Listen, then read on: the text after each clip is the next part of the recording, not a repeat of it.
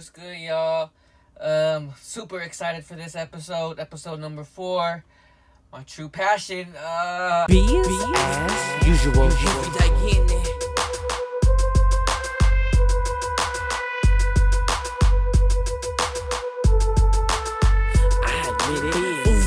did so. Got lifted, increasing digits. Money, take a break, cause yeah, boy, I lived it. My true passion is it's music. Like that's my first true passion that I was able to recognize was music, and it's something that I really wanted to pursue. That was my own choice. So to really know my music is to know what I listened to when I was younger and what I grew up listening to. And I grew up during the 90s. I'm an 80s baby, was born in 87. And so I grew up in the 90s. I grew up to songs like I Got 5 on it. I was singing that tune when I didn't even know what those words meant. But that was way back when. And growing up, I really listened to like Tupac and Snoop Dogg. Pretty much the West Coast, like I was just kind of influenced by the West Coast. And then once I got more into high school, I want to say, I got way more into like Mac Dre and pretty much the Bay Area hip-hop scene, Jacka, Hustler, and like San Quinn, Messy Marv. So that's what I used to listen to back in the, I guess, later 90s, early 2000s.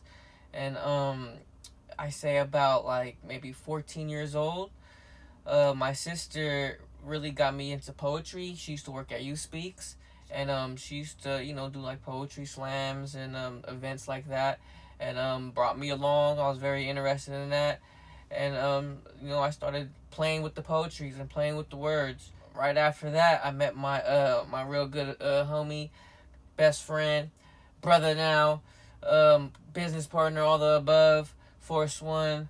Shout out to you, brother. And talked about you a little bit in the last episode, but can't talk about music without my brother. And he pretty much introduced me to like structured songs and like making beats and just playing around with the computer pretty much and just getting lost, getting in our zone, you know what I mean? So in high school, I was blessed to go to Japan. Shout out to my grandpa, he made that happen for me. I love you, Gramps, R.I.P. And I went to Japan, but before we went to Japan, they wanted us to do like a talent. So I hit up Force One, went to Fairfield, tried to recorded my rap, did so-so. I think I lost my voice, but that's for another story. And it was just crazy, and then did that verse, and it was just cookies after that, per se. And pretty much Force One, he added his little thing and his touches and made me sound that much better because it wasn't really sounding all that good. And I took it to Japan. And once we got to Japan, that was like a whole nother thing. So I went to International Studies Academy, and that's what kind of high school it was. We traveled all kinds of different places.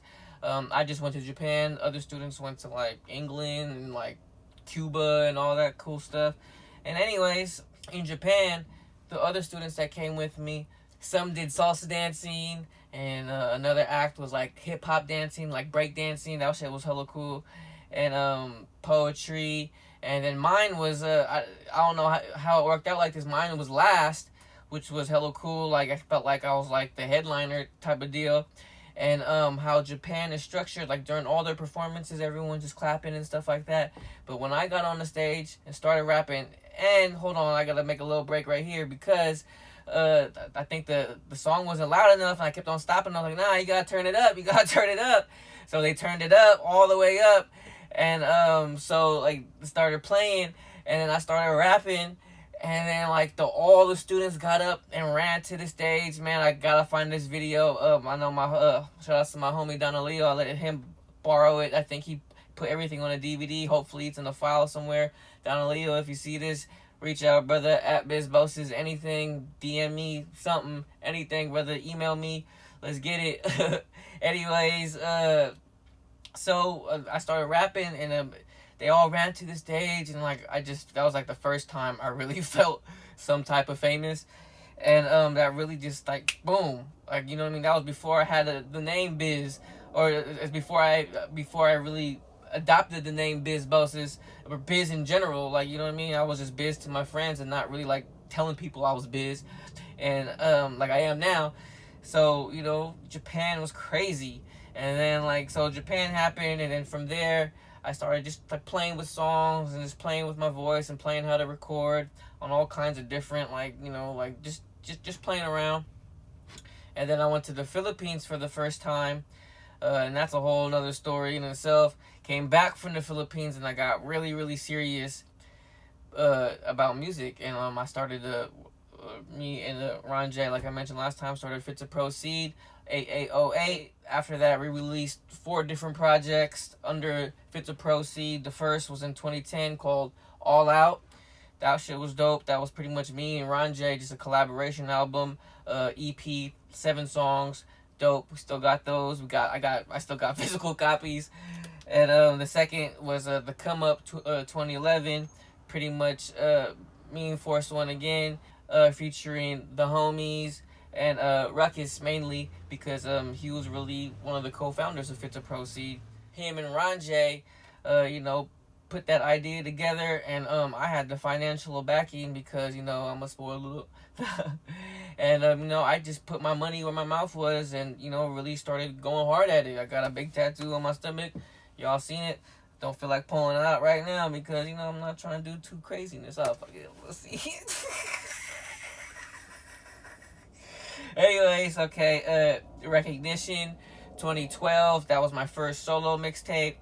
Very, very rushed. If you have that mixtape CD, please keep it to yourself. And then after that, 2013, I made Nothing, which was another mixtape that I kind of rushed, but, you know, I felt like I just needed certain little tweaks, like maybe some of my breaths to turn down, and a little, you know, just little ad-libs here, maybe re-rehearse some of the other songs, and just really give it the time that it really deserved.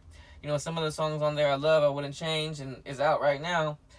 But, you know what I mean, it is what it is. I'm happy with it, and you know, it's like it's a growing process from that. You know, like what I really learned from printing out CDs and trying to do all that was kind of a dumb idea. I should have been, you know, focusing my money on Facebook and Instagram. But, you know, like I was just kind of hard-headed and want to do things my own way and just sell CDs out the trunk because that's what I grew up with. And, you know, it's a lesson learned. So when I released Recognition, I took it to the Philippines. I performed some of those songs out there, and got a real good response. I met hella cool folks, and started meeting like famous people, and then them pretty much selling me dreams that I could be famous and stuff like that. So once I got back from the Philippines from my last time, which was hard to say, hard to think about it right now, 10 years ago. Whoa, like, you know what I mean? Like, came back from the Philippines, and I had a whole plan. Like, you know what I mean? I was going to make another CD, which was the Nothing tape, in 2013. I made that, and was going to go back to the Philippines 2014. And, you know, I printed out hella CDs, did videos, paid money, promotions. I think I got up on Fizzler, all that, you know what I mean? I really just went hard at it. But 2014, coming into 2014, I got arrested. That's a whole nother story. Luckily, I beat all the charges, and I was able to move on from that. But that was like a big, like, you know, a big setback, a rock bottom, if you will. And things slowed down, like, a lot. Like, you know what I mean? Like, I met my wife during those times. She pretty much wasn't even my wife, wasn't even my girlfriend, was just a girl I was talking to and was supporting me back then. Come with me to my court cases. That's why, you know, that's why I'm married to the lady. You know what I mean? I love her. I love you, boo. Shout out to you. You know, the woman, my baby mama, the woman of my life. You know, I love her so much. So I keep on going on about her and our love and all that. You could hear that through the songs and the music. And that just slowed everything down. You know, I started just living life, really appreciating life with her, growing, and you know, having babies and just being a grown up, you know what I mean, like really feeling like an adult, and being something more than me, you know what I mean, something to live for more than me, something to lose, like, you know what I mean, something to fight for, something to stand up for, and yeah, you know, so that's been pretty much me within these past few years, just really getting my mental right, and really just sharpening the tools, you know what I mean. I've been rehearsing every day.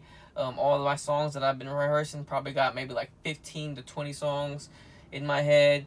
I've been recording a lot of them. Maybe I got like 10 songs recorded, and just playing with the songs, playing with the music, and just, you know, just not necessarily playing, but really getting into it. Within the past few months, I've been waking up early, putting 20 to like an hour a day on Pro Tools specifically, you know, and just really trying to make something happen, get stuff recorded while I still can, and while I have the space and time and capacity before my new baby comes.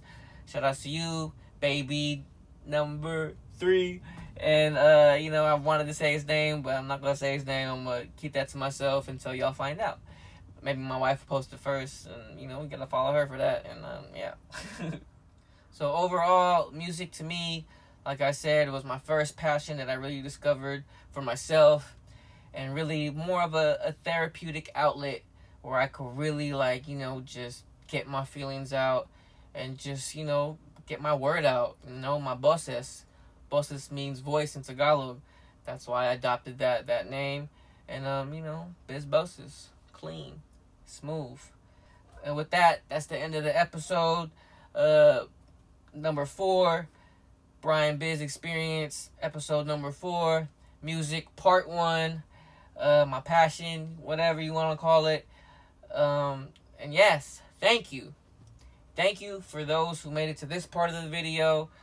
I feel blessed and honored to just be sharing space and being able to put myself out there on a broad spectrum to show people that, you know, if I could do something, y'all could do something. And I'm not putting out stuff on a regular basis per se. I'm just focused on putting out 2 episodes every month. It could be in the beginning of the month, every other week within the month, or it could be all at once. Like, I might just drop 2 videos, like, fuck it. Because I'll be working, I'll be getting it, I'll be grinding, I'll be doing this stuff pretty much every day, just trying to be in, not necessarily a routine, but just being ready. And they say, the wise man, stay ready, don't gotta get ready. And with that, I want to ask y'all, what is your passion? Really, what was your therapeutic outlet that you went to? Did you like listen to music, play video games, all that? I used to do that when I was younger, but then once I was able to write it out and put it out, sing it out, rap it out, and then listen back to it, it's a whole new ball game. And then it's really getting into myself out.